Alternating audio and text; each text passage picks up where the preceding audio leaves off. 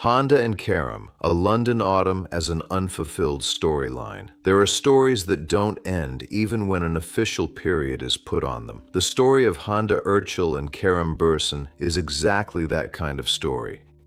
It began on a film set, continued on the pages of tabloids, survived a breakup, other people's romances, years of silence, and yet every time a new photo from some foreign city surfaces, it finds a way to remind us of itself. This time, that city was London. And before we allow ourselves to fantasize, let's honestly sort out what in this story is true and what is simply something we want to believe. Let's start with what's actually happening in Hande's life, regardless of whether Kerem turns out to be nearby or not. According to Turkish media, the actress is preparing for a turn that came as a surprise to many of her fans. She has decided to step beyond the film set and seriously pursue something that has, until now, been her secret, almost private pastime: screenwriting. The drafts she's been working on alone, without cameras or premieres, are apparently about to stop being just a personal archive. Hande intends to bring them to a professional level and someday show them to audiences on major digital platforms. For this transition to happen not as a random gesture, but as a deliberate decision, the actress is choosing a path rarely associated with stars of her caliber, the path of a student. In late August, she will head to London, where a packed academic program awaits her, not just language improvement, but a full course in creative writing and dramaturgy at a specialized institution, where she'll work alongside experienced screenwriters, learning to turn an idea into a story, and a story into a script that can actually be filmed. And perhaps the most telling detail in this whole story is a number. Over the past year, according to available information, Hande has managed to write between 6 and 7 script folders, most of them in the drama genre. So, painting is really as important to me as acting, but it's a side of me that I keep to myself, that I haven't really brought out much yet. But I want to bring it out when the time comes. I'll bring it out when I feel exactly ready. Almost a ready-made archive of ideas, the kind of thing that usually accumulates over years and rarely becomes public knowledge ahead of time. You want to go for something new more often. You want to turn to things that make you more curious and excited. Because the way you live life changes, your perspective changes, and you crave that novelty from somewhere deep inside. It was really like that for me too. For the last few years, what else can I do differently? Or what else can I add to myself? What can I learn? What can I change about myself? What have I done so far? What should I change so that it continues even better? At the same time, Hande isn't giving up acting. 2025 and 2026 have already brought her several notable roles in Leave It to the Wind, Love and Tears, Two Worlds, One Wish. This isn't about changing paths, but about expanding them. Kerem, meanwhile, isn't standing still either. He continues acting, strengthens his status as the face of major brands, and according to his own statements in various interviews, has long harbored a desire to work on original projects, not just roles offered to him by others. And to understand that this turn towards screenwriting isn't a random impulse, but a long-ripened decision, it's enough to recall how it all began. Two Worlds, One Wish is the film in which Hande first stepped onto set, not just with a role in hand, but with a story born in her own head. According to official information, it was she who came up with the plot about Bilge and Can, two children who meet on New Year's Eve in a hospital room and carry that chance connection through the years, while the screenplay based on her idea was later polished by a professional screenwriter. In interviews, she has repeatedly said that bringing her ideas to the screen had been a dream since childhood. Small sparks started to ignite in me, and it was a process where I began to wonder if I could be a storyteller. There's just this much of me in the story. Yes, I was this kind of person in my childhood too.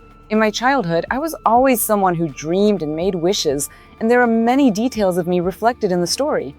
But actually, it's something that started by making a wish like that 5 years ago. I was that kind of girl. I was already a girl who made up her own fairy tales.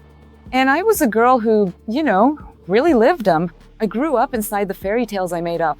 And I made up so much that maybe I learned some very wrong things. Hande wants to be a strong role model, an example for young women, which is why she isn't limiting herself to just an acting career. Her co-star in the film was Metin Akdolger, and their on-screen chemistry turned out to be so noticeable that viewers discussed it almost more than the story itself. The reaction was exactly what any author dreams of when showing an audience something this personal for the first time. The criticism that had followed Hande for years as an actress, that she was too flat, too restrained, receded this time. Viewers wrote that they were seeing her feel truly alive for the first time, not just a pretty picture on screen. And as has always been the case in her life, her older sister Gamze was right there beside her. Someone with whom, as Hande herself has admitted, there has never been room for jealousy, only support, no matter what happens. It was precisely this closeness, a family that doesn't let go, through both success and criticism, that became, in essence, the quiet backbone that allowed her to take the next step. Because Two Worlds, One Wish turned out not to be a one-off experiment, but a point of no return. Hande herself has admitted that what interests her now is precisely the writing, what happens before the set, before the cameras, before the finished shot. And the London dramaturgy program we mentioned above isn't a side episode of her career, but a logical continuation of a story that began with one bold, "What if I write it myself?" And being a woman who writes her own fairy tale, who tells her own story, since I started this at a very young age, it grew within me as such a powerful emotion. Interestingly, Kerem also got into screenwriting and starred in a film he wrote himself. Mavi Mara is a similarly themed love story, even with a similar ending, something fans can't stop talking about. Is it a coincidence that former lovers share such a similar path even after breaking up, or is it fate? Out of all the actors in the Turkish industry, these two are the only ones who wrote their own screenplays and starred in the resulting films. This speaks to an inseparable shared quality and an invisible bond between Hande and Kerem. Now let's imagine that Hande reunited after all these years, and the two of them are spending this autumn together in London. Autumn London greets them with a light fog drifting over the Thames, making every street look like a set from a film no one has shot yet. Hande walks with a camera in her hands, not working, just catching moment after moment. The wet cobblestones, yellow leaves caught in the grates of old window frames. Passers-by who have no idea they've wandered into someone's personal archive of memory. Kerem is nearby, not in the frame, but slightly off to the side, like someone who knows how to be close without getting in the way. Sometimes he ends up in the lens anyway, and then Hande lowers the camera for a second and just looks at him. The way you look not at a co-star, but at someone far more important.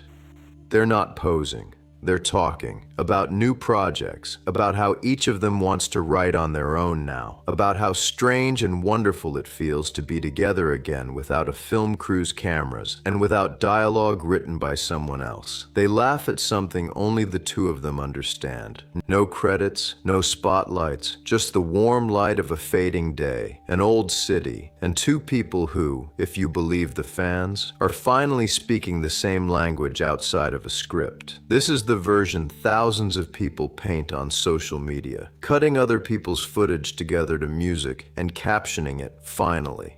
And let's be honest, it would be beautiful if life, just once, turned out to be more generous than fiction. Whether this becomes reality, only time will tell. For now, what we have is one big actress's confirmed screenwriting ambitions, an honest London fog, and a great deal of hope from those who still believe in this story. If you too want Autumn London to bring them back together one day, hit like, and write in the comments, what did you like more, the reality or the fantasy? This has been the channel Asteri with Love. See you in the next video.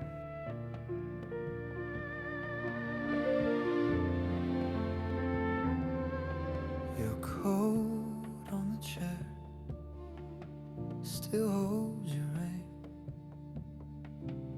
mug on the sink with your lipstick stain. I trace the rim like I trace your face. Every quiet room still knows your grace. And I was half asleep till you walked in. Now even my bones lean where you've been. Stay in my hand, stay in my hands. Paper moon, don't fade, stay in my hands. Stay in my heart, stay in my heart. If the night falls apart, stay in my heart.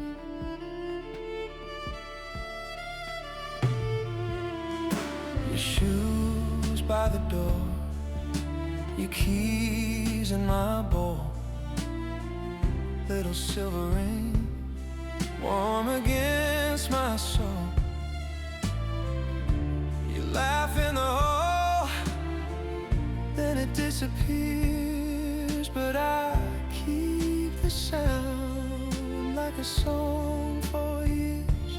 And I was made of dust till you call my name. Now every crack in me burns like flames. Stay in my hand, stay in my hand.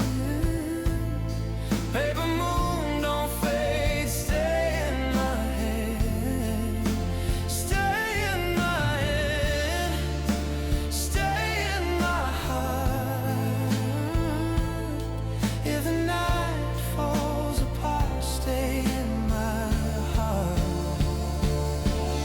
If the sky lets go, I'll hold the light. If the tide pulls low, I'll pull you back tonight. One slow kiss, one steady spark. You're the thread that sews my dark. Stay in my hands, stay in my hands. Paper moon, don't fade, stay